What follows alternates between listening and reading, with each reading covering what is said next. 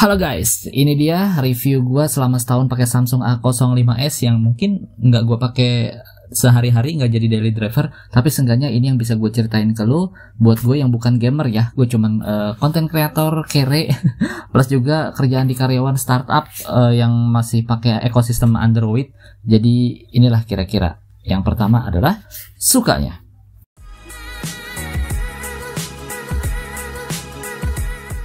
Oke, dari fisik desainnya belakang mirip Samsung flagshipnya ya, S23, S24 yang harganya 9 juta sampai 12 juta gitu. Jadi ya berasa keren aja belakangnya, apalagi warnanya unik gitu ya, kayak Sony zaman dulu nih, ada warna hijau-hijau lime gini, ada ungu muda, pokoknya unik dan keren lah.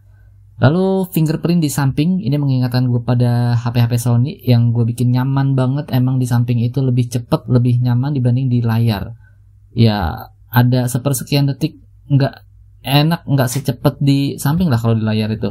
Pokoknya kalau lu rusak nggak ngikut gitu kan. Jadi rusak layar aja, nggak jadi fingerprint nggak aktif gara-gara ganti layar yang KW. Oke, terus layarnya juga masih IPS, jadi anti saber-saber. Anti garis-garis ya, jadi nggak was-was gitu kalau pakai Samsung yang udah mahal tapi rawan lightsaber, jadi ya was-was aja, nggak tenang. Terus juga yang gue suka adalah jack audio masih pakai kabel, jadi nggak pakai ribet-ribet. Kalau Bluetooth, justru gue bilang Bluetooth lebih ribet karena baterainya kadang suka habis di tengah jalan. Terus juga kalau main gaming ada delay, kecuali lu beli yang low latency yang khusus gaming ya. Ada dikit sih delay juga, tapi ya lumayan gitu. Ya intinya gue lebih suka kabel, apalagi buat penunjuk arah Google Maps gitu ya di motor, tinggal colok kabel, jalan deh tanpa lihat layar, nggak takut nyasar gitu kan, kehabisan baterai. Kalau Bluetooth sama jatuh gitu kan, pas buka helm jatuh ya. Oke, terus layarnya 90 Hz refresh rate, lumayan daripada 60. 120 jarang gua pakai juga di handphone lain ya, lebih boros. Jadi 90 Hz tengah-tengah oke lah. Terus Snapdragon 680 juga nyaman banget di Antutu 300 ribuan, apalagi bisa pakai Gcam ya, Gcamable kalau Snapdragon, config-nya juga cocok. Jadi enak lah buat foto-foto, lebih bagus pakai Gcam. Perbandingannya bisa lihat di video gue yang kemarin gue upload, oke? Terus baterainya 5000 mAh-nya ini awet banget. Pernah gue kira indikatornya error, rusak ya, karena dari abis nyabut di malam gitu ya, gue tinggal tidur, besok paginya masih 100% juga, sekitar 7 jam. Gue pikir error, tapi ternyata memang seawet itu. Apalagi cuman pakai medsos aja gitu ya. Terus videonya bisa 60 fps. Biasanya yang bisa 60 fps tuh cuman Transcend Holding yang maksa, tapi bagus lah ya. Yang pasti kalau untuk iPhone dari zaman iPhone 6 udah ada tuh 60 fps. Tapi kalau Android jarang. Makanya ini udah merek Samsung ya kan, harga 2 juta. Ini gue beli secondnya 1.5. Terus bisa 60 fps, itu A15 aja nggak ada. A16, M15 tuh nggak ada. Terus juga HP Oppo yang 4 juta ya, itu nggak ada. Bahkan waktu itu Reno 7 aja sampai 6 juta nggak ada. Jadi ini Samsung gila sih, lagi dermawan banget ngasih 60 fps. Terus mic-nya dual, bagus, enak, deep, nggak cempreng.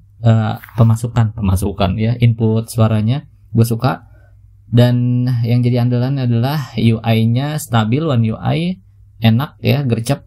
Software juga kita bisa dapat update sampai dengan 4 tahun untuk security patch. Makanya tadi gue bilang thumbnailnya sampai 2027 masih oke, karena kan dia 2023 ya, rilis 3, 4, 5, 6, 7, 4 tahun. Terus Android-nya dari 13, 14, 15. One UI-nya dari 5.1 sampai 7.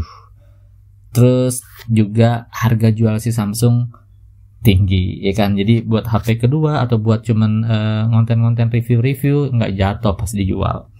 Oke, itu ada berapa tuh? 12 ya sukanya. Lanjut ke dukanya nih.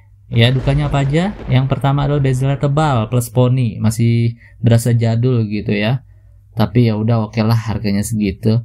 Terus ternyata maksa nih, video 60 fps-nya recording ternyata maksa. Tapi sampai dengan yang harga 3 jutaan seri A 3 sekian itu juga masih patah-patah, kecuali 5 ke atas ya, 5, 7 Itu udah smooth. Poco M6 Pro pakai G99 juga patah-patah, tapi Infinix Note 40 pakai G99 mulus, smooth.